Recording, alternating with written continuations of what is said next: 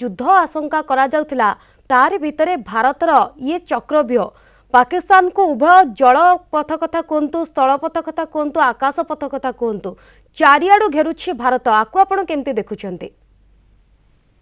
देखो 22 एप्रिल जो बर्बरचित कार्य ये आतंकवादी माने पाकिस्तान प्रायोजित आतंकवादी माने करते तापरे भारत जो हुंकार देइतला ता एथि सह वर्तमान जल स्थल आकाश एगुड़िक तार प्रभाव पाकिस्तान उपर देखा पड़लानी। प्रथमतः भारत सिंधु जल चुक्ति राजीनामा को ये कला कैंसल कला।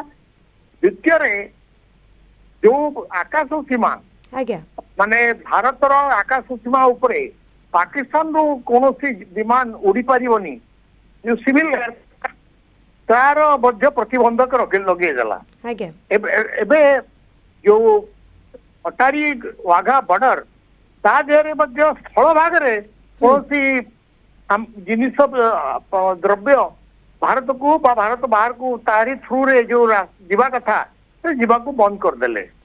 एबे आज जो घटना घटी जे जो बंदर अच्छी भारतर से पाकिस्तानी जहाज पारिबो नहीं।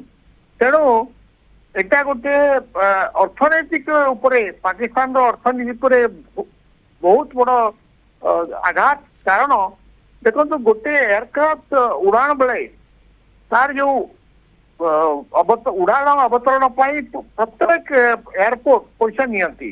तेणु जो विदेशी कंपनी विदेशी एयरक्राफ्ट गुड़िक पाकिस्तान रे उपरे ओलेवा पूरा संपूर्ण नाराज एवं मना कर दी।